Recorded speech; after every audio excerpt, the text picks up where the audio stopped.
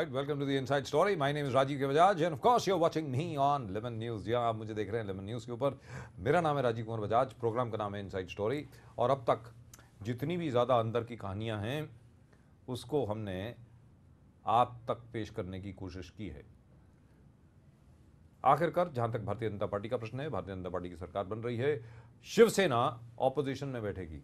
जी हाँ, the Shiv will be in the opposition and they'll be the main opposition party. Now, they have to appoint a leader of the opposition. The Bharatiya Janata Party, of course, will win the floor test because the NCP will abstain and so will a lot of other people. How will the government run?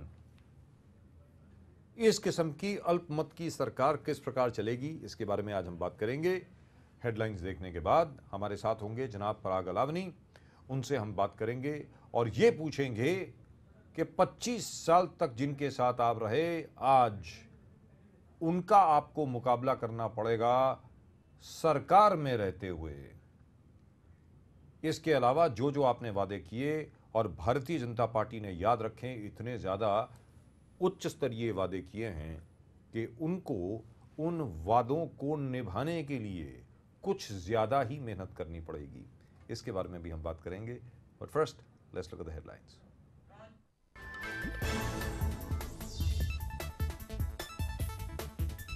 Uddhav Thackeray का शिवसेना विधायकों को निर्देश. महाराष्ट्र के मुख्यमंत्री शपथ ग्रहण समारोह में नहीं जाएंगे शिवसेना विधायक.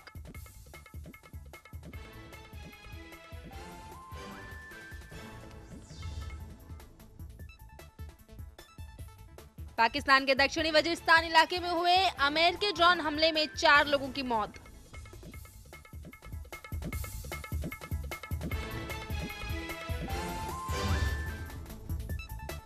यूपी पुलिस का शर्मनाक बयान. कहा, रेप की वारदात के पीछे मोबाइल का उपयोग और छोटे कपड़े.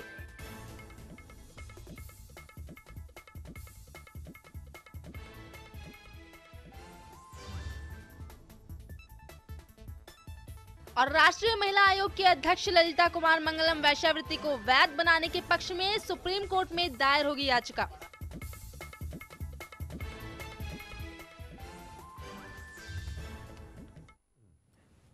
And of course, as far as the Shiv Sena is concerned, the Shiv Sena is boycotting the swearing in. जी हाँ, शपथ ग्रहण को का बहिष्कार कर रही है शिवसेना. और उद्धव ठाकरे ने ये कहा है कि कोई भी शिवसैनिक देवेंद्र फडणवीस की शपथ ग्रहण सेरेमनी के दौरान वानखेड़े स्टेडियम में नहीं होगा. And that is something that the BJP really will have to consider. अब ये भारतीय जनता पार्टी के लिए अच्छा है? क्या ये शिवसेना के लिए अच्छा है? क्या ये महाराष्ट्र के हित में है? इसके बारे में हम बात करेंगे. लेकिन उसके पहले देख लें, देवेंद्र फडणवीस अगले मुख्यमंत्री, महाराष्ट्र के मुख्यमंत्री, कहाँ से उनकी राजनीतिक शुरुआत हुई और अब आगे वो अनुमानतः क्या करेंगे. क्योंकि अब तक जो उनकी परफॉर्मेंस रही है उससे तो ऐसा लगता है कि देवेंद्र फडणवीस काफ़ी सफल मुख्यमंत्री होंगे. But please remember, that's exactly what we said about doctor Manmohan Singh as well. We are 2 great economists at the center at that time, Dr. Manmohan Singh and Dr. P. Chidambaram. And of course, one other great economist who was in charge of the Planning Commission. Now, of course, there is no Planning Commission. That was Dr. Montek Singh Ahluwalia. Now, I hope our hopes are not going to be belied again by one such person on whom there are such high expectations. But let's take a look at the journey of Devendra Fadnavis.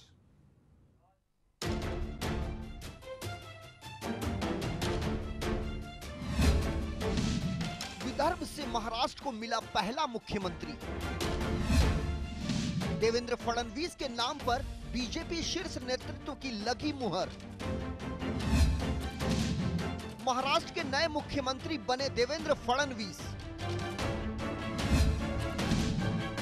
BJP के हाथ अब महाराष्ट्र की बागडोर. महापौर से लेकर मुख्यमंत्री तक का सफर. 4 बार विधायक रह चुके हैं देवेंद्र फडणवीस. साफ सुथरी छवि के नेता माने जाते हैं देवेंद्र फडणवीस.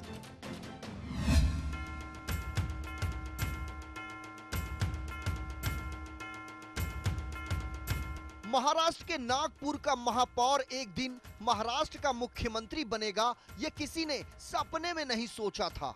4 बार विधायक रह चुके देवेंद्र फडणवीस महज 44 साल के हैं। अपने सामाजिक जीवन से सांसारिक जीवन में सही और सटीक बात करने वाले देवेंद्र फडणवीस सियासी दुनिया में कैसे आए, ये शायद ही कुछ लोगों को पता हो। लेकिन सूत्र बताते हैं कि इमरजेंसी के दौरान तत्कालीन प्रधानमंत्री इंदिरा गांधी द्वारा सभी विरोधियों को उठाकर जेल में डलवा दिया गया था, जिसमें देवेंद्र के पिता भी थे। इसका भी मलाल कहीं न कहीं देवेंद्र फडणवीस को था। यही कारण था कि देवेंद्र फडणवीस ने राजनीति के परिवेश को बदलने का संकल्प लिया और फिर शुरू हुआ देवेंद्र फडणवीस का राजनीतिक सफर। देवेंद्र फडणवीस को राजनीति विरासत में मिली। इनके पिता गंगाधर राव फडणवीस नागपुर से एमएलसी थे।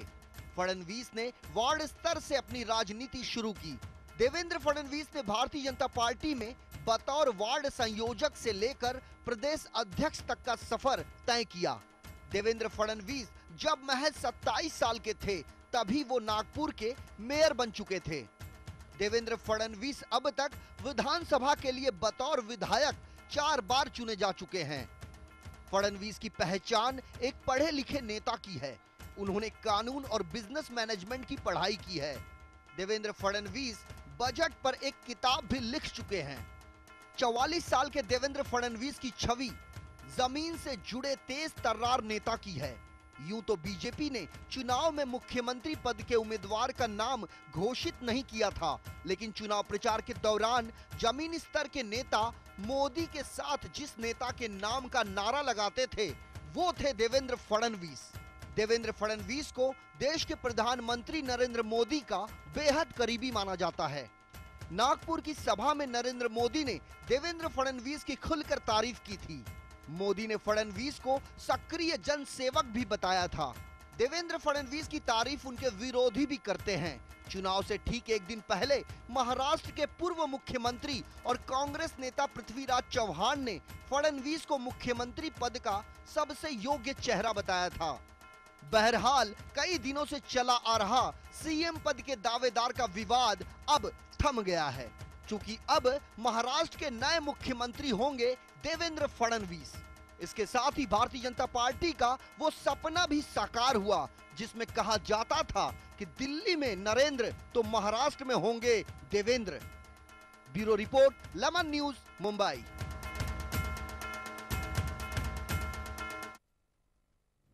और इस वक्त हमारे साथ हैं भारतीय जनता पार्टी के नेता और नवनिर्वाचित एमएलए जनाब पराग अलावनी। पराग अलावनी जी नमस्कार। नमस्कार सर, नमस्कार। राजीव कुमार बजाज बोल रहा हूँ इनसाइड स्टोरी से, लेमन न्यूज़ पर आपका स्वागत है। पराग अलावनी जी, सबसे पहले तो आपको बहुत बहुत मुबारकबाद। आपकी सरकार बन रही है कल भारतीय जनता पार्टी के मुख्यमंत्री देवेंद्र फडणवीस ओथ लेंगे बतौर मुख्यमंत्री के रूप में, पहले भारतीय जनता पार्टी के मुख्यमंत्री। आप क्या कहना चाहेंगे इसके बारे में, जरा दर्शकों को बताएं। बहुत ही आनंद का विषय है बजाज जी ये जी। एक तो भारतीय जनता पार्टी को किसी का छोटा भाई, 3 नंबर की पार्टी, 4 नंबर की पार्टी बोला जाता था जी। और उसमें से उभर के Bharatiya Janata party single largest party तो बनी है और कल सरकार भी बन रही है। तो ये बहुत ही आनंद का और समाधान का विषय है हम सब लाखों कार्यकर्ताओं के लिए जी। और देवेंद्र जी का आपने अभी पूरा उनके बारे में जो जानकारी दी है दर्शकों को जी, तो एक यंग चेहरा, एक ऑनेस्ट और सिंसियर चेहरा ये भारतीय जनता पार्टी ने दिया है और मुझे पूर्ण उम्मीद है कि महाराष्ट्र की जनता ने जो भारतीय जनता पार्टी से अपेक्षा व्यक्त की है इस चुनाव के माध्यम से जी, वो देवेंद्र जी जैसा अनुभवी और युवा, ऐसे दोनों का जो संगम है, ऐसा एक नेता, पूर्ण रूप से ये सारी अपेक्षाएं हम पूरी करेंगे। पराग जी, और इस वक्त हमारे साथ हैं पराग अलावनी। पराग अलावनी जी, सबसे बड़ा टास्क जो है, सबसे बड़ी चुनौती जो मुख्यमंत्री जी के लिए रहेगी, जो मेरी समझ में है, वो ये है कि पिछले 15 वर्षों में जो कांग्रेस एनसीपी की सरकार रही, उन्होंने एक बहुत बड़ा पहाड़ किस चीज का पहाड़? यानी डेट का, यानी कर्जे का पहाड़। आज की तारीख में 3.12 लाख करोड़ का कर्जा है महाराष्ट्र सरकार पर। ये कर्जे का जो पहाड़ है, इस चुनौती को आप किस प्रकार देखते हैं और कैसे इसको ओवरकम करेंगे, ये बताएं। जी निश्चित ये एक चुनौती का विषय तो है ही है जी। क्योंकि कांग्रेस और राष्ट्रवादी कांग्रेस ने जिस प्रकार से महाराष्ट्र को लूटा है और जिस प्रकार से बजट में इतना बड़ा कर्जा महाराष्ट्र की जी वो सरकार पर है। लेकिन मुझे इसमें दो चीजें कहनी है। एक तो अभी आपने बताया देवेंद्र जी के बारे में कि बजट के ऊपर उन्होंने किताब भी लिखी है जी और इसीलिए एक फाइनेंस का एक अच्छा अभ्यास उनके पास है जी। ये एक बात है। और दूसरी बात है कि हमने कई राज्यों में ये देखा है कि भारतीय जनता पार्टी की सरकार आने के पहले कर्जा था, भारतीय जनता पार्टी की सरकार आने के पहले बजट में ज्यादा प्रोविजंस नहीं थे। अगर जो पैसा तिजोरी में आने की आवश्यकता है वो अगर दूसरों की जेब में गया जी तो ये प्रॉब्लम होता है जी। और निश्चित रूप में भारतीय जनता पार्टी एक ऐसा ट्रांसपेरेंट, ऑनेस्ट, नॉन करप्ट सरकार देगी कि जिससे जो तिजोरी में पैसा आना था वो वापस प्रदेश के, राज्य के तिजोरी में आना शुरू हो जाएगा और उसके कारण इससे हम ओवरकम हो जाएंगे। और जो मुंबई के लिए क्या अपेक्षाएं हैं आपकी, क्योंकि आप लोगों के ऊपर आपकी बहुत उम्मीदें हैं।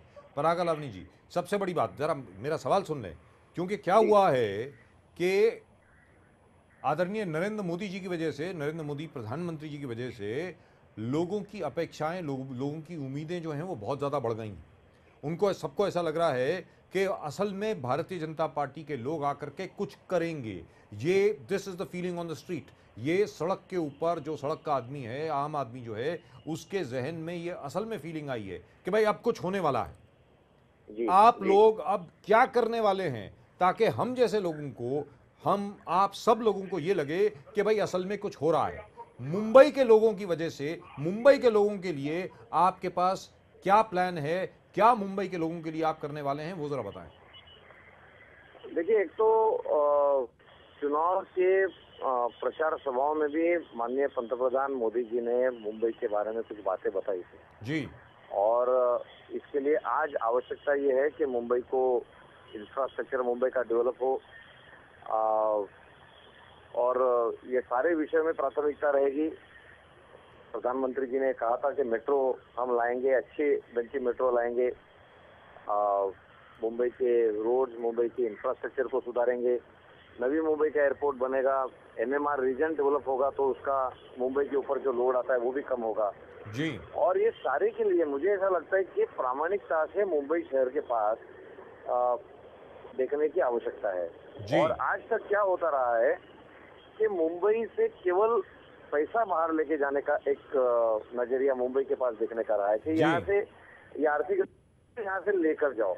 जी। इसके लिए कुछ करने की भी आवश्यकता है, कुछ मुंबई को देने की भी आवश्यकता थी जी। नई सरकार देगी। और दूसरी बात यह है कि हमने देखा होगा कि मुंबई के एमएमआरडीए के जो प्रोजेक्ट है जी। उसको बिना मतलब के प्रोलॉन्ग किया गया। जी। फिर वो चेंबूर सांताक्रूज लिंक रोड हो, जोगेश्वरी विक्रोली लिंक रोड हो, जी। मेट्रो रेलवे हो, ये सारे विषय में इतना लेट कर दिया उन्होंने। जी। एक मुंबई नरीमन पॉइंट, बांद्रा वरली नरीमन पॉइंट सी लिंक का काम था। जी। फर्स्ट फेज में हमने 5 साल में हमारी सरकार थी तो 5 साल के अंदर वो हमने काम करके दिखाया था और वही काम इन्होंने वर्ली से लेके नरीमन पॉइंट का करना था, वो कुछ किया नहीं। जी। केवल बजट बढ़ता गया, केवल उसके एस्टिमेट्स बढ़ते गए। And I think the project has been abandoned. वो प्रोजेक्ट को तो शायद अबैंडन भी कर दिया। जी हाँ, वो उस प्रोजेक्ट को तो शायद अबैंडन भी कर दिया है कि वर्ली से नारीमन पॉइंट का जो लिंक है, अब तो उसके बारे में बात ही नहीं हो रही है। अब तो ये कहा जा रहा है कि वो शायद बनेगा ही नहीं। देखिए, पिछले 15 साल में मुंबई में बना क्या? जी। जो 2 साल में बनना था उसको 15 साल में इन्होंने बनाया। जी जी, दुरुस्त बात है। और इसलिए मुंबई के एमएमआरडीए के प्रोजेक्ट, और सबसे बड़ी दुर्भाग्य की बात यह है कि एमएमआरडीए के प्रोजेक्ट डिले होते हैं जिस एमएमआरडीए के चेयरमैन स्वयं मुख्यमंत्री रहते हैं। That's right. और इसीलिए this was lack of sincerity. जी मुंबई के पास देखने का नजरिया बदलने की आवश्यकता है और मुझे पूर्ण विश्वास है कि नई सरकार जी, मुंबई से केवल लेने की बात नहीं करेगी, मुंबई को कुछ देने की भी बात करेगी। बड़ी अच्छी बात है ये सुन करके। अभी आखिरी के 2 सवाल आपसे। सवाल नंबर 1, जहाँ तक कि ये मुंबई की आपने बात बताई, बड़ी अच्छी बात है। मैं उम्मीद करता हूँ अगर आप इस पे बोलना चाहें तो ज़रूर बोलें। जहाँ तक के स्लम रिहैबिलिटेशन डेवलपमेंट के प्रोजेक्ट्स हैं, याद रखें सबसे मतलब ये आइडिया जो था सबसे चलिए सबसे पहले शरद पवार जी ने इसके बारे में बात करी थी 1993-1994 में, लेकिन जो शिवशाही प्रकल्प का जो आइडिया था वो आप सब लोगों का था 1995 से 1999 तक। आप ये बताएं कि जहाँ तक स्लम रिहैबिलिटेशन का प्रश्न है, क्या उसको आप सीरियसली लेंगे? एयरपोर्ट के आसपास की जो लैंड है और एयरपोर्ट के आसपास जो डेवलपमेंट होनी है, क्योंकि मुंबई शहर में जो भी कोई आता है बाहर से, विदेश से आए या अपने देश से आए, सबसे पहले उसको मुंबई का क्या नज़ारा दिखता है? दुनिया की सबसे बड़ी झोपड़पट्टी उसके सामने, उसकी नज़रों के सामने होती है। क्या उसके बारे में आप लोग कुछ करने वाले हैं? पराग जी बताएं। देखिए, एयरपोर्ट झोपड़पट्टी का तो मेरी खुद की कॉन्स्टिट्यूंसी वो है जी। और मैं पिछले 10 साल से एयरपोर्ट के जमीन के ऊपर के झुग्गी झोपड़ी वासियों के रिहेबिलिटेशन के लिए लड़ रहा हूँ। जी और जो स्कीम लाई थी पिछली सरकार ने, जी वो इतनी बोगस स्कीम थी कि आखिर में वो बंद करनी पड़ी। उस डेवलपर को निकाल भी दिया MIL ने, एयरपोर्ट ने। जी और इसलिए SRA के विषय में एक तो रिहेबिलिटेशन की अच्छी योजना लाने की आवश्यकता है जी और दूसरी बात है कि इम्प्लीमेंटेशन के लेवल पे जो करप्शन हो गया है, जी SRA एक बहुत बड़ा भ्रष्टाचार का अड्डा बन गया है। जी और ये जो नेक्सस है और ये जो फिर एक बार मैं ये कहूंगा कि केवल इसमें से पैसा कैसे मिले, जी ये जो नजरिया है वो बदलने की आवश्यकता है। माननीय मोदी जी ने एक बहुत बड़ी बात कही है कि 2022 तक हर एक व्यक्ति ऐसा हो जिसके पास अपना खुद का मकान रहे। जी बजट के ऊपर बोलते समय भी उन्होंने कहा था कि जो CSR फंड है बड़े बड़े कंपनियों राइट का, राइट वो भी स्लम रिहेबिलिटेशन के लिए यूज करना चाहिए। जी मुझे ऐसा लगता है कि स्लम ड्वेलर के पास एक अलग नजरिए से देखने की आवश्यकता है। जी आज जिनको अपने गांव में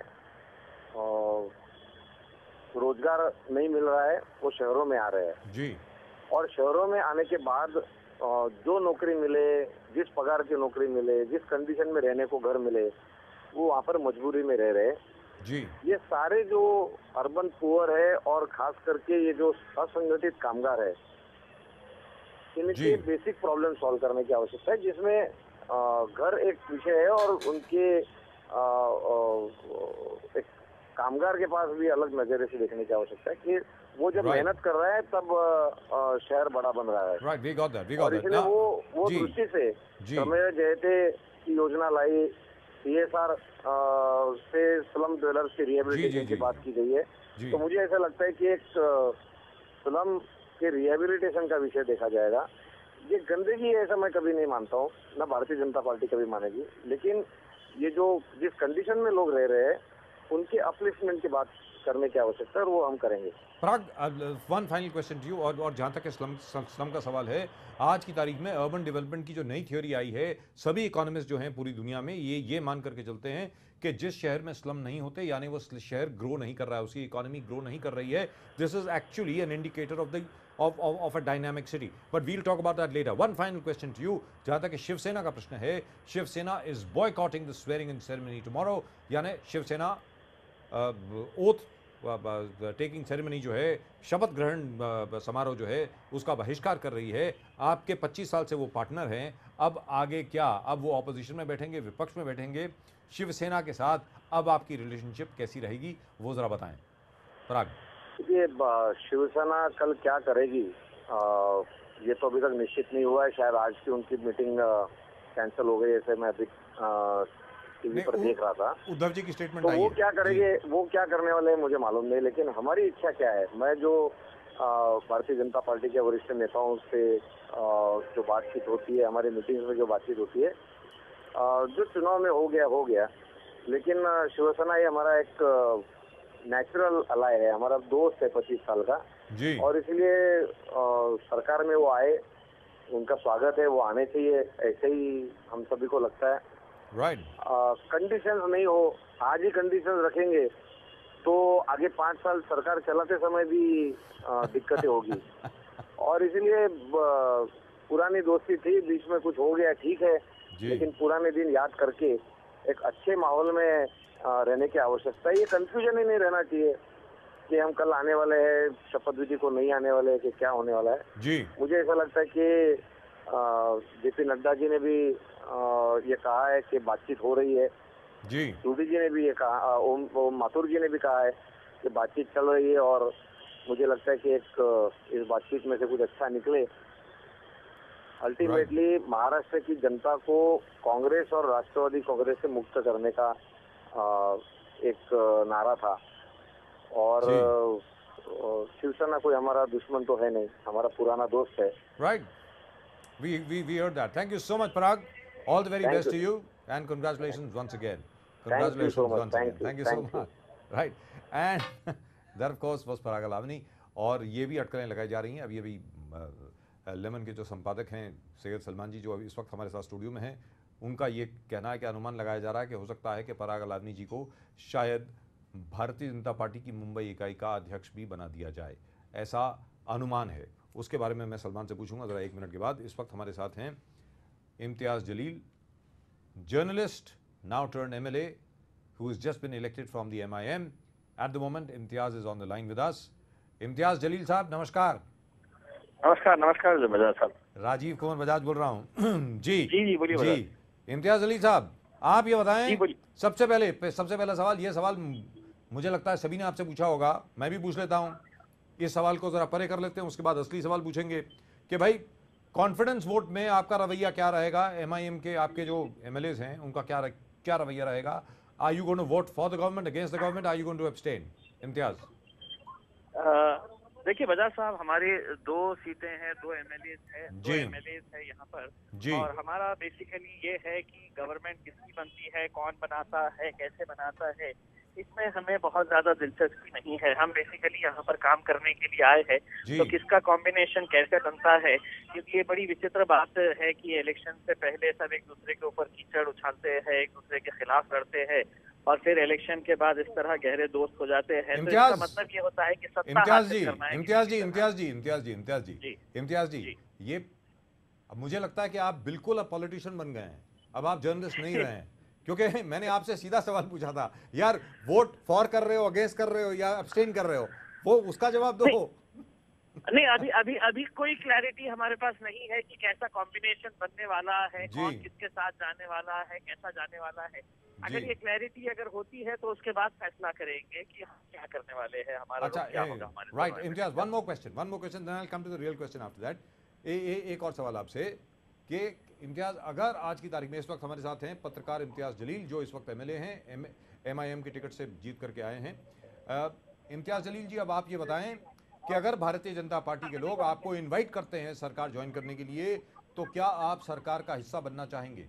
इम्तियाज़ जलील जी बजाज साहब, पहले ही क्लियर कर चुका गया है हमारे जो प्रेसिडेंट है असदुद्दीन अवैसी साहब के जरिए कि हमारा कोई इरादा नहीं है कि हम सत्ता में हासिल करना चाहेंगे या पार्ट ऑफ द गवर्नमेंट बनना चाहेंगे, क्योंकि हमने हमेशा से ही बीजेपी, कांग्रेस, NCP, शिवसेना को टारगेट किया है और अब से सत्ता की खातिर उनके साथ हाथ मिलाना ये हमारे लिए कहीं ना कहीं सही नहीं रहेगा। इसीलिए हमने ये फैसला किया है कि हम गवर्नमेंट कोई भी बनाए, हम उनसे दूर ही रहना चाहेंगे। Right Imtiaz, now we come to the real question. Now what do you expect to achieve by being a member of the assembly? आप ये बताएं कि अपनी कॉन्स्टिट्यूएंसी के लिए, अपने लोगों के लिए, अपने सपोर्टर्स के लिए आप क्या करने वाले हैं? लोगों की उम्मीदें आपके साथ हैं। आप सरकार का ध्यान किस ओर आकर्षित करेंगे कि सरकार वो काम करे जिसकी वजह से आप इलेक्ट होकर के आए हैं? बताएं। देखिए बजाज साहब, जिस तरह हमारे से उम्मीदें हैं उसी तरह नई सरकार से भी बहुत सारी उम्मीदें हैं और अगर डेवलपमेंट की अगर हम बात कर रहे हैं तो ये बड़ी शर्म की बात होनी चाहिए सारे महाराष्ट्र के लोगों के लिए कि डेवलपमेंट की अगर हम बात करते हैं तो वही बात जो 65 साल पहले थी, 50 साल पहले थी, 40 साल पहले थी, यानी कि हमें अच्छी सड़क चाहिए, पीने का पानी चाहिए, बिजली चाहिए। तो डेवलपमेंट की बात इसके आगे गई ही नहीं है पिछले 65 सालों में। तो ये हमारे और आपके लिए, सबके लिए एक शर्म की बात होनी चाहिए। और दूसरी चीज, ऐसे मुद्दे, ऐसे जो कम्युनिटीज है जिनकी आवाज असेंबली में और पार्लियामेंट में नहीं उठ रही थी, तो हम उन कम्युनिटीज के खिलाफ जो नाइंसाफी हो रही है उनकी आवाज हम असेंबली में उठाने की पूरी कोशिश करेंगे। Right, Imtiaz, one final question to you. ये कि देखिए, Sachar committee report was presented on presented to Lok Sabha I think about 5 years ago, 4.5 साल हो गए जहाँ तक मुझे याद है। उसके बाद रंगनाथ मिश्रा कमीशन रिपोर्ट जो थी ऑन मुस्लिम रिजर्वेशंस, वो उसके बाद शायद 2010 या 2011 में प्रेजेंट की गई, 2010 में।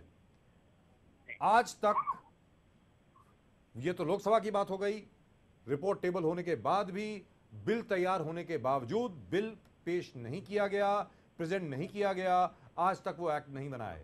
आप बताएं, जहां तक महाराष्ट्र का सवाल है, महाराष्ट्र ने पहले से ही 5% रिजर्वेशन दिया है रिजर्व कैटेगरी में मुस्लिम्स को, उस विषय में आप कुछ करने वाले हैं क्या?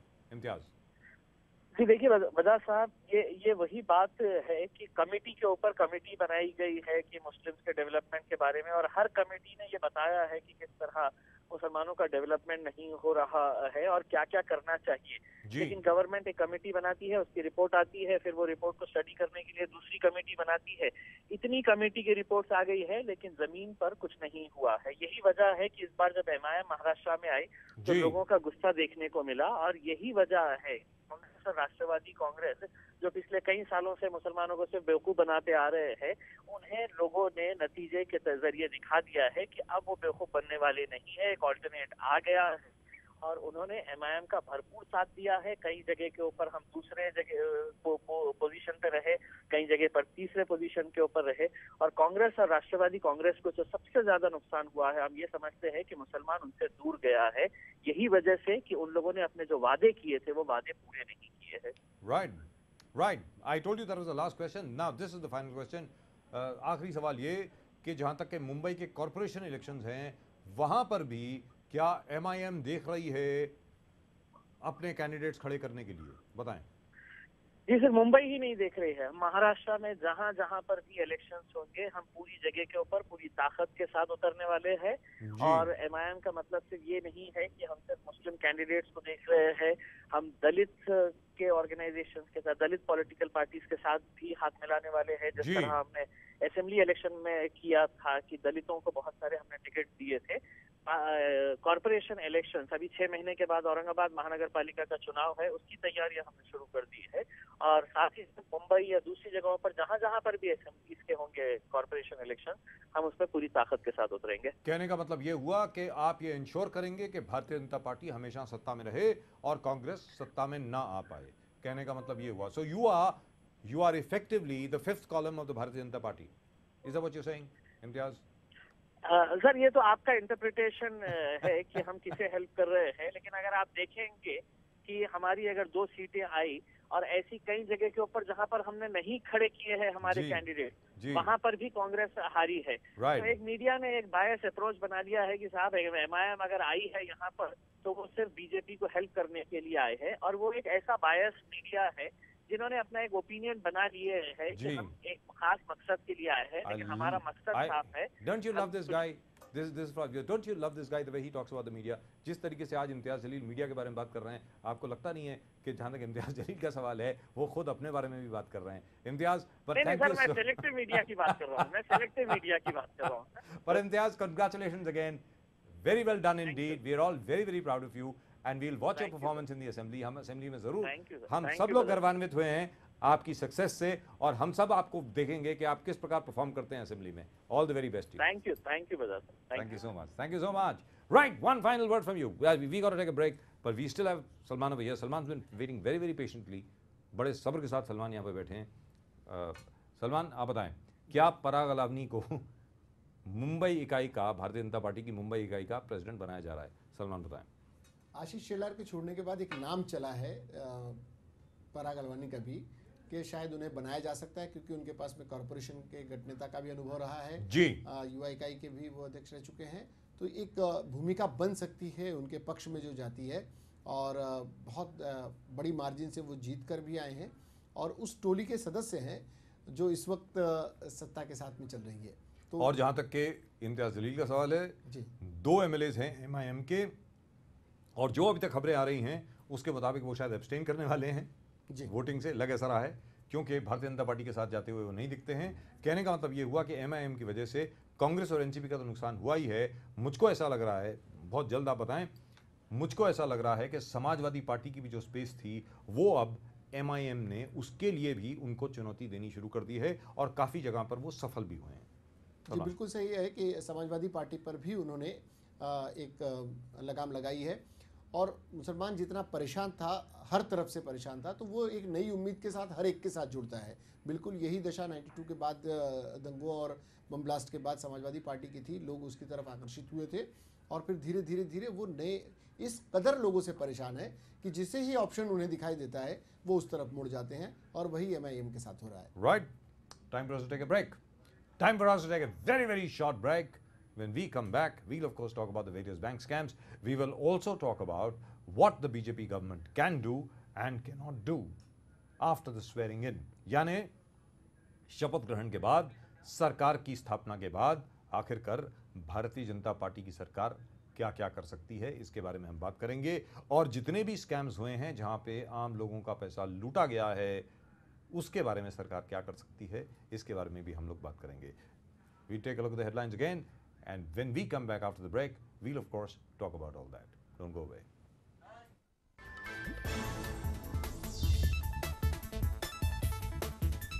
उद्धव ठाकरे का शिवसेना विधायकों को निर्देश, महाराष्ट्र के मुख्यमंत्री शपथ ग्रहण समारोह में नहीं जाएंगे शिवसेना विधायक।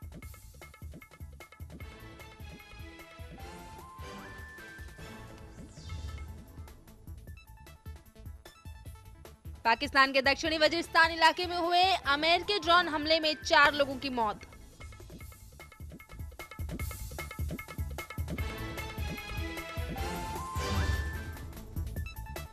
यूपी पुलिस का शर्मनाक बयान, कहा रेप की वारदात के पीछे मोबाइल का उपयोग और छोटे कपड़े।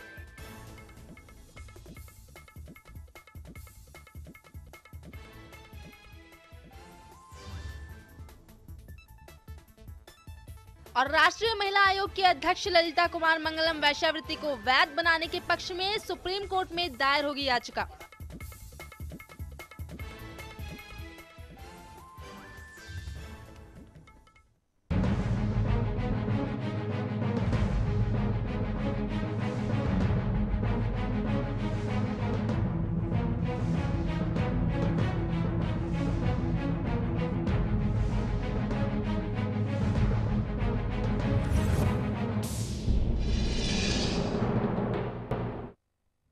Right, welcome back. You're watching Inside Story. My name is Rajiv K. Bajaj, and of course we are on Lemon News. That's right. हम लोग हैं Lemon News पर, आप देख रहे हैं Inside Story. मेरा नाम है राजीव कुमार बजाज। एक बार फिर देखते हैं हेडलाइंस और उसके बाद बात करेंगे। सिर्फ मुंबई शहर में नहीं, पूरे महाराष्ट्र में अलग अलग जो बैंक स्कैम हुए हैं, लग ऐसा रहा है कि पिछले 20 बरस में उसमें 1-1.5 लाख करोड़ का गबन हुआ है। 1-1.5 लाख करोड़ का। लेकिन क्या ये असली गबन है? क्या ये असली कैश है? या क्या ये सिर्फ आरोप हैं? क्या ये सिर्फ एक पिक्चर पेंट की जा रही है ये दिखाने के लिए कि भाई इतना बड़ा गबन हो गया, क्योंकि नई सरकार के आने के बाद फटाफट जल्दी से जल्दी मैनेजमेंट चेंज की जाए, कोई और चेयरमैन बने, कोई और डायरेक्टर बने, कोई और मैनेजिंग डायरेक्टर बने और कोई और जीएम बने? क्या ऐसा तो नहीं हो रहा? इन सब चीज़ों के बारे में हम लोग बात करेंगे, और इस बात की भी बात करेंगे कि जो पैसा अभी तक गायब हुआ है वो किस तरीके से वापस आएगा, और जिन जिन निवेशकों का पैसा है वो कैसे उनको मिलेगा। इन सब चीज़ों के बारे में हम बात करेंगे, लेकिन हेडलाइंस देखने के बाद। Let's take a look at the headlines.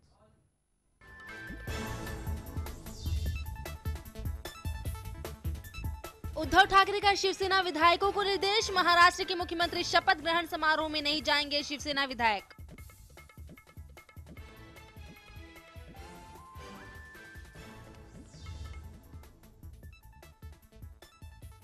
Pakistan के दक्षिणी वजीरिस्तान इलाके में हुए अमेरिकी ड्रोन हमले में 4 लोगों की मौत।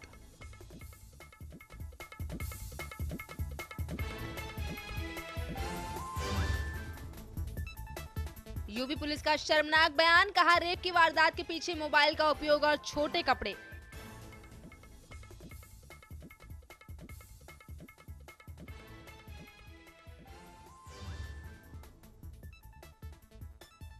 और राष्ट्रीय महिला आयोग के अध्यक्ष ललिता कुमार मंगलम वैश्यावृत्ति को वैध बनाने के पक्ष में सुप्रीम कोर्ट में दायर होगी याचिका।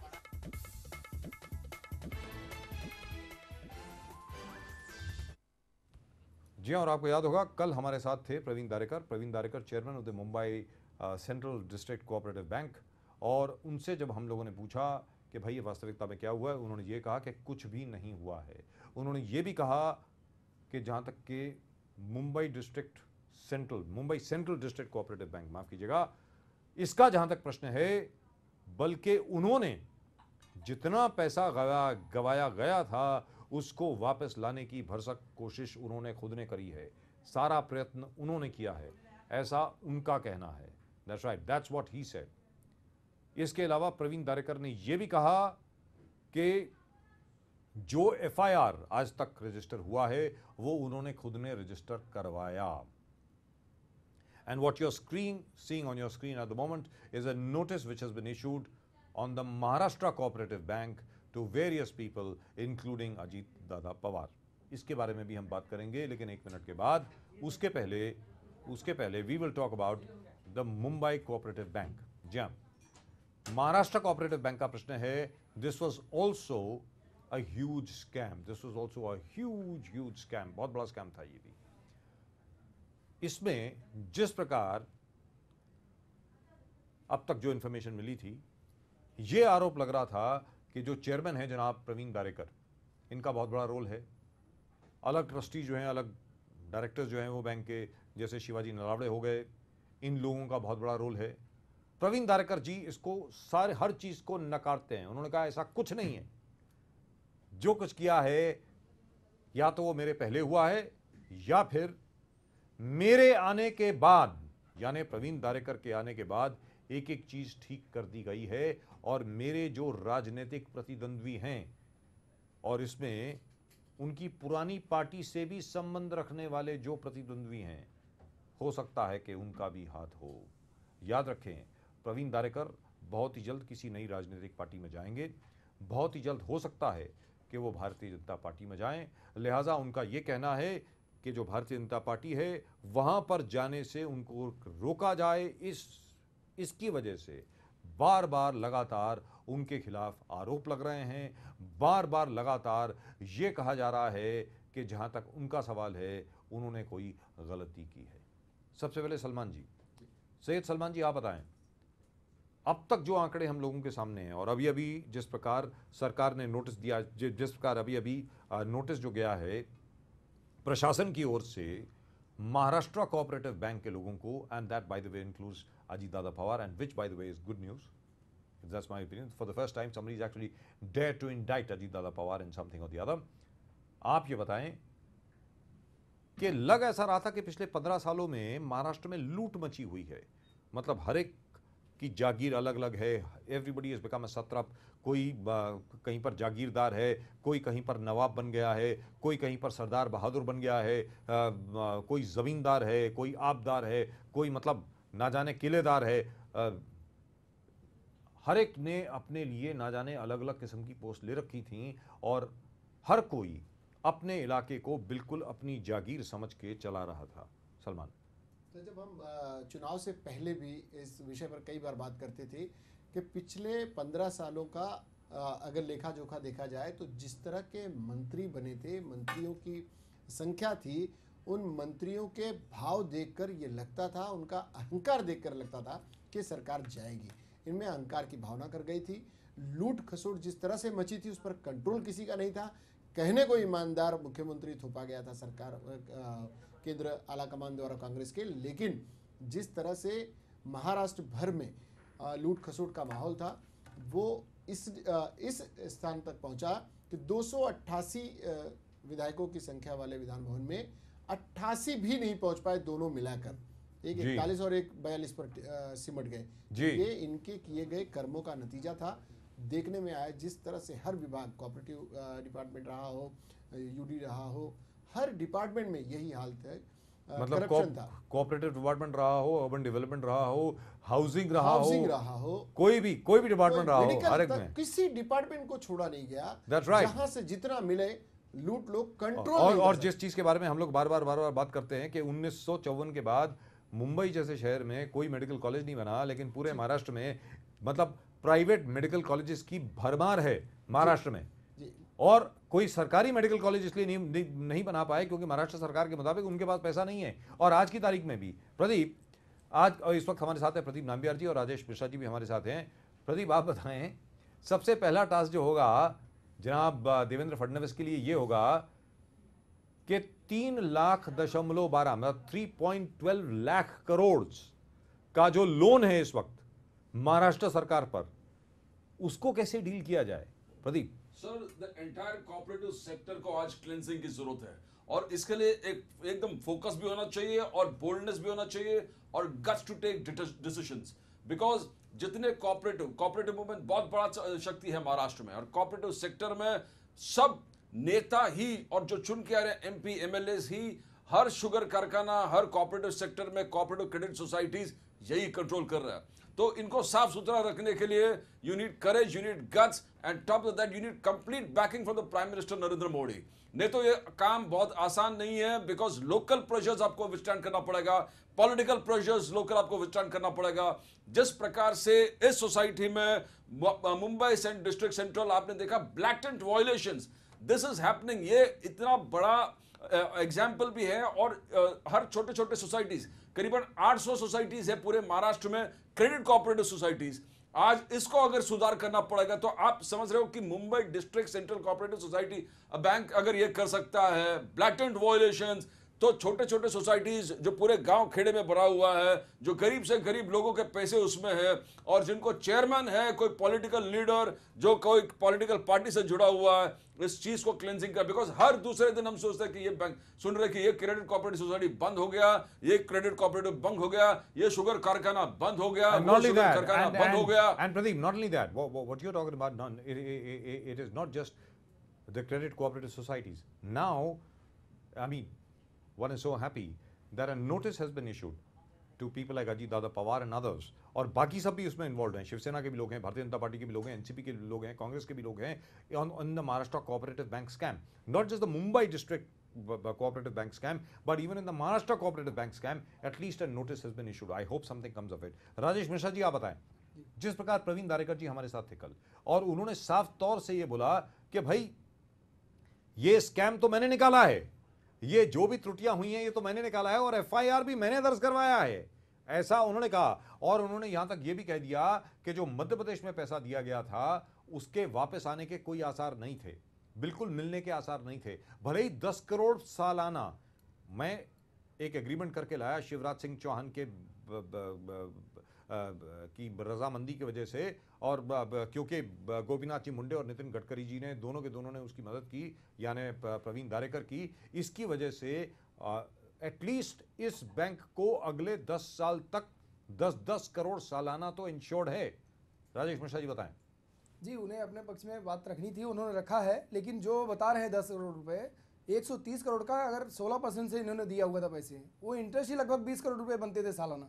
10 करोड़ रुपए लेने का मतलब नहीं है, और गवर्नमेंट ने पैसा लिया है, यहाँ की एक डिस्ट्रिक्ट सेंट्रल बैंक का पैसा अगर एमपी में गया हुआ है तो वहाँ की गवर्नमेंट से पूरे ब्याज सहित लेना चाहिए था इनको जी, और उसका एक प्रोसीजर होता है जो इन्होंने फॉलो नहीं किया है। और नाबार्ड ने बोला कि राजेश मिश्रा जी, मैं आपसे जानना चाह रहा हूँ, प्रदीप मैं चाहूंगा कि आप भी बोलें और इस पे सैयद सलमान जी आप भी बोलें।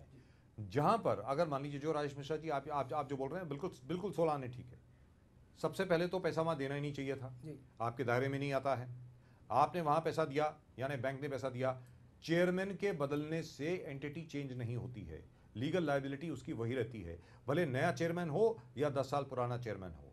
अगर आप किसी भी कंपनी के डायरेक्टर हैं, आप उसकी लायबिलिटीज भी इनहेरिट करते हैं साफ तौर पे। तो ये कहना कि भाई मैं उस वक्त चेयरमैन नहीं था, यह गलत है। दूसरी चीज, यहां पर हो सकता है कि आप तीनों लोग जो हैं यहां पर बैठे हैं वो मुझसे बिल्कुल एग्री ना करें, इत्तेफाक ना रखें मेरी बात से, लेकिन जहां पर बिल्कुल पैसे मिलने के आसार नहीं है, ये प्रवीण दारेकर की आर्ग्यूमेंट है, जहां पर हो सकता था कि बहुत बड़ी लीगल बैटल के अंदर ये बैंक फंस जाए और हो सकता है कि एक भी रुपया ना मिले 10 साल के बाद या 20 साल के बाद भी, वहां पर एटलीस्ट ये 100 करोड़ तो लेकर के आए हैं, भले ही 10-10 करोड़ सालाना के हिसाब से। राजेश मिश्रा जी पहले आप बताएं। जी नहीं, उन्होंने जो प्रेजेंट किया है टोटली गलत प्रेजेंट किया है। ऑलरेडी हमारे पास रिपोर्ट है जो एमपी सरकार ने इसके बारे में मीटिंग किया था जिसमें मुख्यमंत्री खुद उपस्थित थे, उसकी मिनट बुक की कॉपी अपने पास में है। उसमें जब ये कोर्ट में गए तो उसके लिए उन्होंने मीटिंग रखा कि हमको कुछ गवर्नमेंट की प्रॉपर्टीज बेच के मुंबई सेंट्रल डिस्ट्रिक्ट बैंक का पैसा इमीडिएटली भर देना है। ये चीज उनके मिनट बुक में ऑलरेडी नोटिंग किया हुआ है। उनसे थोड़ा समय लेके, ये समय नहीं कि 20 साल में दे देंगे, 10 साल में दे देंगे, 15 साल में दे देंगे, लेकिन इन्होंने आउट ऑफ कोर्ट सेटलमेंट क्यों किया? अगर कोर्ट में मेटल था वो सेटल होता था। ये मुझे लग रहा है कि जितने फ्रॉड है एक के बाद एक जो बाहर निकल रहा है, प्रॉब्ली इसलिए कि ये लोग जानते नहीं थे कि इतना जल्दी ये फ्रॉड बाहर निकलेगा, and it is coming out. But as you said, जितने एक्टिविस्ट हैं इनका कहना है कि रिजर्व बैंक ऑफ इंडिया जिस प्रकार से नजरअंदाज कर रहा है, जिस रिजर्व बैंक ऑफ इंडिया जिस प्रकार नाबार्ड की तरफ, फुटबॉल की तरफ प्ले किया है, नाबार्ड जिस प्रकार कॉर्पोरेटिव सेक्टर जो Maharashtra state cooperative society corporation ministry of cooperation वहां पर पास कर रहा है, और ministry of cooperation EWC corporation, this is an entire thing, they not taking it seriously. Activist लोग का कहना है कि हम रिजर्व बैंक के ऑफिस में मोर्चा लेके जाएंगे, नाबार्ड के ऑफिस में मोर्चा लेके जाएंगे, इकोनॉमिक ऑफेंसेस विंग के ऑफिस में मोर्चा लेके जाएंगे कि अगर एनएससीएल स्कैम में पूरे जो chairman, directors, managing director, CEO सब अरेस्ट हो सकते हैं, एक्टिविस्ट का कहना है। तो ये स्कैम जो इतना अपैरेंट है 1500 करोड़ का, जिसमें फर्जी लोगों को, सोसाइटीज को पैसा दिया गया है, मरे हुए लोगों को पैसा दिया गया है, जो गुजर चुके हैं उनके नाम पर पैसा लिया गया है, इतने ब्लैटेंट और अपैरेंट फ्रॉड पर अगर आरबीआई एक्शन नहीं ले रहा है पूरे डिसमिस करके, because RBI has got dual jurisdiction. This is dual jurisdiction of RBI. It cannot just let it off and say NABARD will look into it or Ministry of Cooperatives will look into it. This is not. I'm somewhat confused over here. Now we'll have to get legal opinion on this as to how NABARD is involved. Now, were there any agricultural funds in this? Rajesh Mishra जी आप बताएं, क्योंकि NABARD की jurisdiction तो तब आती है अगर कोई agricultural funds involved हों, बताएं। नहीं, हर एक सेंट्रल कोऑपरेटिव बैंक होती है, नाबार्ड उनको फंड करती है जी, कुछ रिजर्वेशन के साथ में, जो शुगर फैक्ट्रीज और मतलब मुंबई के सिटी के बाहर भी लोन देते हैं, इसलिए इन पे नाबार्ड का ही आता है। नाबार्ड बहुत कम पैसे में, एटलीस्ट 3 to 4% में इनको पैसा देती है, लेकिन वो पैसे को ये लोग वेस्टेज इंटरेस्ट के साथ में इधर उधर करते हैं।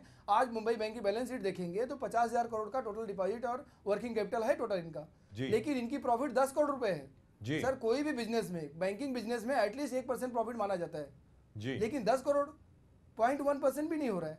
Right, but then it's a cooperative bank. But then it's a cooperative bank.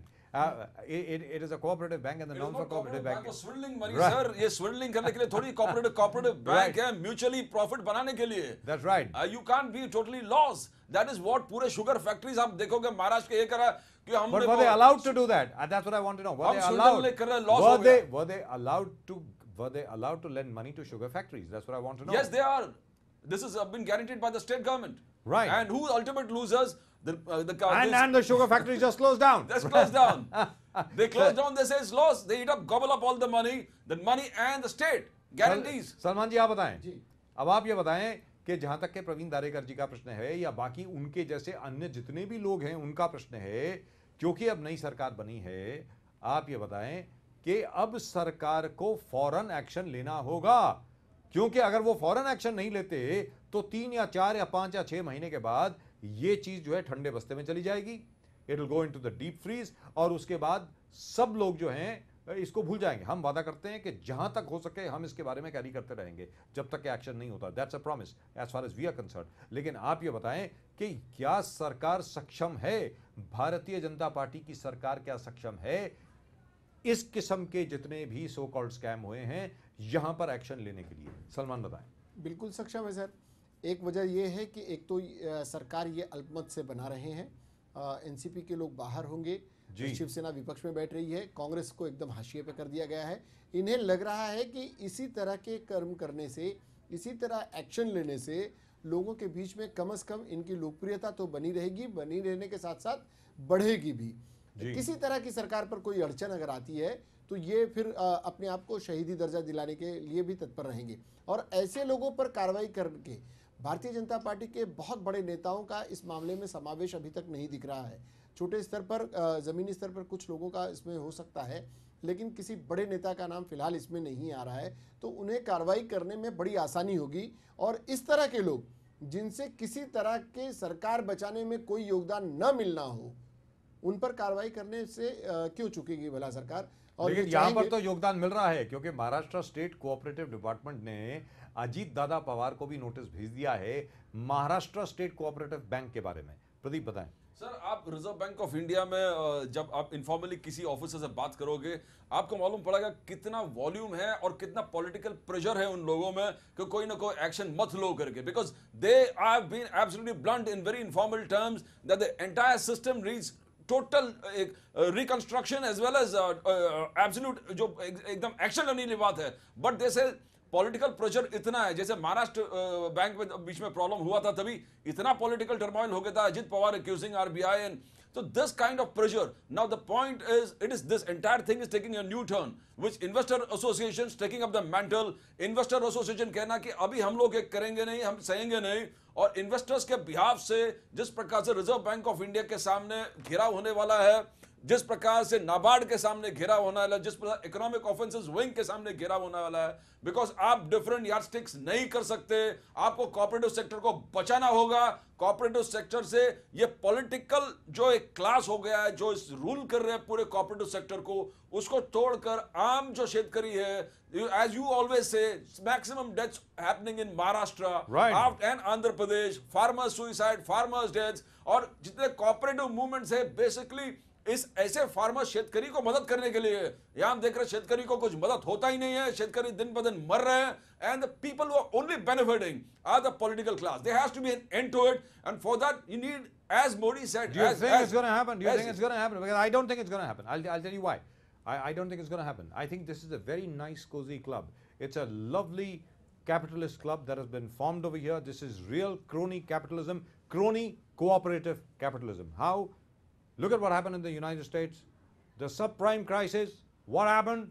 Barack Obama had to dole out $200 billion to AIG, that is the Associated Insurance Group, and all the rest of the people to bail out people like who? To bail out people like Goldman Sachs, to bail out Halliburton, to bail out among the most well-known financial institutions everywhere, right?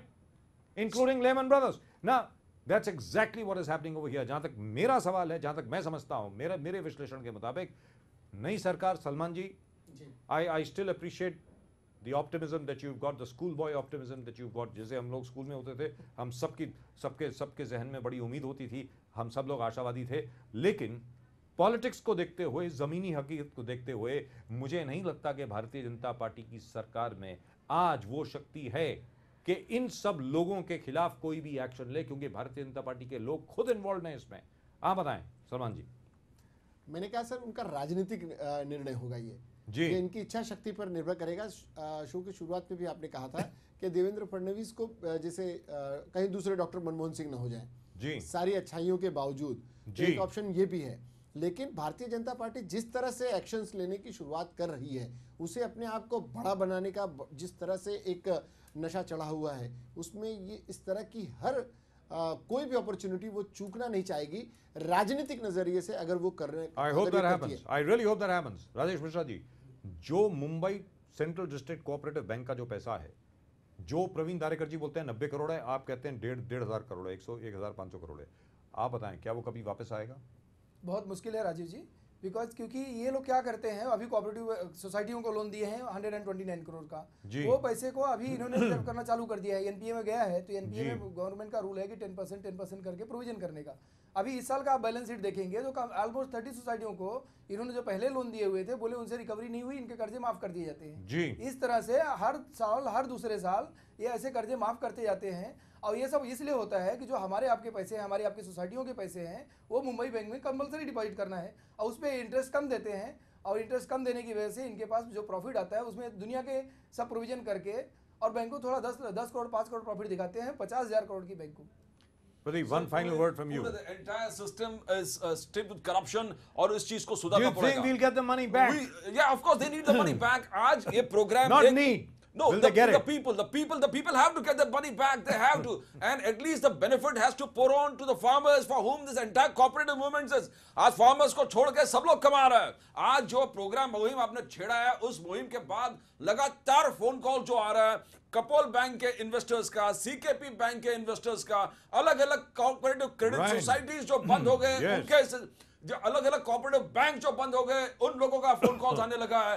एक बहुत बड़ा movement बन के आ रहा है और इस campaign को चलाओगे तो एक तरफ यह होगा कि महाराष्ट्र में कोऑपरेटिव मूवमेंट में सफाई, cleanliness system will be prevail because tell you one, आज आपने कहा कि स्टीव, आज 50% of the MLAs who have been elected are new MLAs. Right. The way we see at least the trend in Mumbai, 50% MLAs जो नए MLA चुन के आए हैं, तो यही विश्वास है कि पूरे महाराष्ट्र में नए लोग, नए चेहरे, नए देश, and with an attitude to clean the government. If Mr. Fadnavis अगर ये कहता कि मुझे सफाई पे और को उतना ही सपोर्ट अगर सेंटर से मिलता है कि पूरे सिस्टम को क्लेंस करो, यानी स्वच्छ भारत अभियान, स्वच्छ भारत अभियान कोऑपरेटिव सेक्टर में सिर्फ गंदगी से नहीं स्वच्छ भारत अभियान भ्रष्टाचार से भी। Right, thank you gentleman, thank you so much.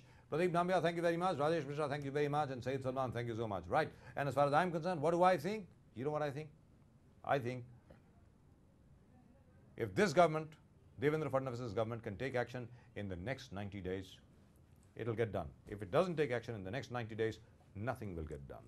और जिस प्रकार Mumbai central district cooperative bank का सवाल है, या कापोल बैंक का सवाल है, या सीकेबी बैंक का सवाल है, या बैंक ऑफ अकोला का सवाल है, या बैंक ऑफ महाराष्ट्र का सवाल है, जो महाराष्ट्र कोऑपरेटिव बैंक जिसके ऊपर अभी नोटिस इश्यू हुआ है अजीत दादा पवार को भी, उनका प्रश्न है। मुझे ऐसा लगता है कि ये तहकीकात, ये तफ्तीश बहुत लंबी चलेगी। हो सकता है हम लोगों की प्रेशर की वजह से, आप लोगों के प्रेशर की वजह से हो सकता है कि कुछ पैसा वापस आ जाए, लेकिन सारा पैसा वापस नहीं आएगा, क्योंकि वो सारा पैसा उड़नचू हो चुका है। कहाँ गया है वो शायद किसी को मालूम ही नहीं है। इसके बारे में हम बात करेंगे, लेकिन कल। As far as we are concerned, we're going to be back with you on the same subject tomorrow, and of course after the swearing in of the new government, and we'll talk about who are the ministers, who's likely to get what. That of course is tomorrow. In the meantime, do send in your emails on insidestory@lemonnews.com. As far as we are concerned, as we promised, we'll be back with you tomorrow. Till then, bye-bye.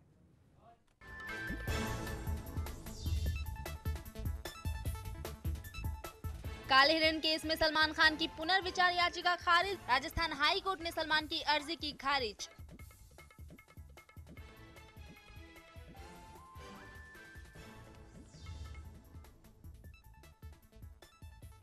Maharashtra में देवेंद्र फडणवीस की ताजपोशी के लिए Wankhede stadium में BJP की ओर से जोरदार तैयारी शुरू।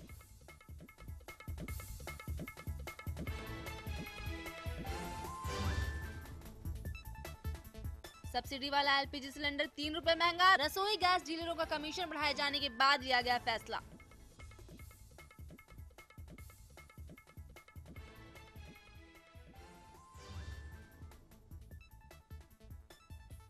और सरदार पटेल जयंती 31 अक्टूबर को राष्ट्रीय एकता दिवस के रूप में मनाएगी मोदी सरकार। इसी दिन कांग्रेस मनाती थी इंदिरा गांधी की पुण्यतिथि।